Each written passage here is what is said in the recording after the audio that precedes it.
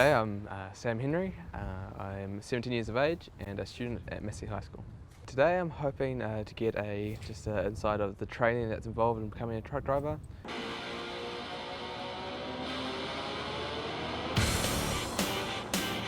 Sam's back and he's already had a taste of truck driving, so today he's come to Deca, a driver training facility. He's going to get an idea of what training is all about and also how to drive a forklift truck. Mike Poa is Deca's training director. Deca stands for Driver Education Centre of Australia. We are a one-stop shop training provider. We cover anything and everything with wheels. G'day. How are you? Welcome to Deca Training. Thanks. Sam's sitting in on a course for forklift driving. There's a whole raft of things that we do. Example, all the category of driver licensing. We set out to achieve things like raising the standards on our roads in particular, increasing the individual trainee skills. Right, the aim of the course. At the end of this training session, I'll be able to send you out with the basic and simple knowledge of operating the forklift safely within your workplace. The classroom video graphically illustrates the dangers of this common workplace tool. Sam first learns the safety basics. Right, let's recap. What about climbing on? You know, you always hear people say, jump on the forklift, jump off the forklift. What do you think is the correct method? You have to make sure you have 3 points of contact on the forklift. Well done, Sam. My God, you're a quick learner. The theory over, time to get out in the yard. I expect it to be a bit challenging. I've never done it before, so but you know, I like a challenge. Now that you're seated and you're comfortable, obviously the steering wheel, one can make the assumption. Yep. And of course the steering wheel or steering column adjuster. And by that we just pull it upwards. Yep. And if you've got a puku like mine, we need to push it out of the way. With the basics learnt, a practice forward and back, the challenging part of the day can begin. And the whole object of this exercise is keeping as close as practicable to your turning point. Right, I'm pivoting the forklift and you watch. Okay, as I go round, holding the same lock, right? People don't have to be licensed to operate a forklift, but the type of people we look for are those people who are going to consistently apply safe practices. Safety with forklift operations is paramount. Good man. Now look for a line to here, then a hard lock around, we're facing back in that direction. So Mike, you must have quite a bit of driving experience to be a trainer.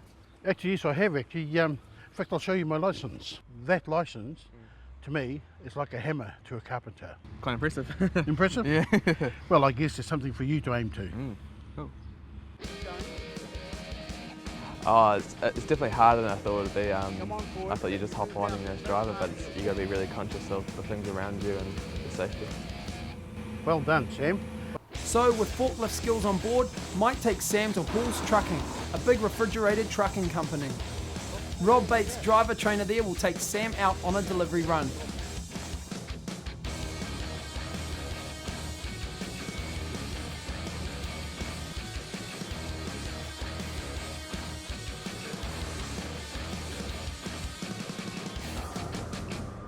This is what we're going to be loading up.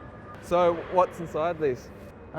These have got fruit pulp inside them. I think they're around about 800 kilos each. It's going to put in some empty pallets and then we'll load this stuff in. We'll put a shoring bar across which holds the product in there and then we're ready to go. With the fruit pulp on the road, there's time for a chat. We'll take current employees out and see what their skill set's like. Basically it's like an in-cab assessment. I'd normally go out, I'd be sitting in the passenger seat and I'd just observe, see what they actually do. Bad habits creep in, but I feel as though some of them drivers aren't actually aware of until I point it out. A trip like this has to include a classic truckie's food stop. But for Sam, it's not a stop with classic truckers' food. A couple bottles of water, mate. Yep. Drink plenty of fluids through the day. When you're out on the road, the hours can get quite long. Even though like older truck drivers will tell you to drink a lot of coffee, it's not actually that good for you. Through the day it loses its effect. Safer on the road, mate. Keep those eyelids open. Sweet. So with eyes wide, that fruit pulp's back on the road. Good. Okay, Sam, we'll give you a shot at unloading the pallet.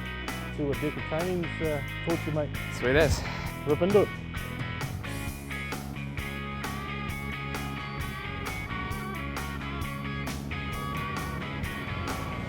Yep, you're clear, Sam.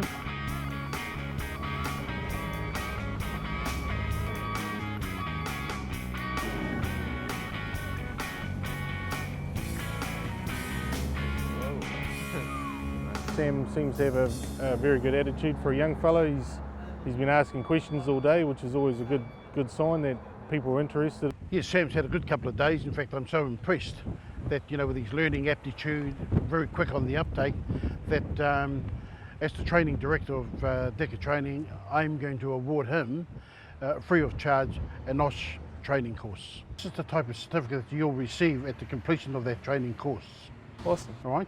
In fact, I'll go so far as taking into consideration what you've done today as part of that training, so we can decrease the course to a 1 day as opposed to a full 2-day course. Thank you very much. Very impressed with your learning speed. Well done. Thank you. Oh, Mike's great here. He's awesome. He's been really supportive and yeah, a good instructor. I didn't even think about how aware you had to be just of others' safety, but now I've had a good insight into, you know, what training needs to be done to become a truck driver. You don't need a license to drive a forklift, but if you do drive it on the road, you'll need an F endorsement. To learn to drive a small truck, you must have had the full Class 1 license for 2.5 years and then apply for the Class 2 learner license. There are national certificates available for a wide range of commercial transport driving. Courier driver, perishable products, livestock and logging are just some. The job prospects for commercial drivers are good, and the more licenses you hold, the better your prospects and pay.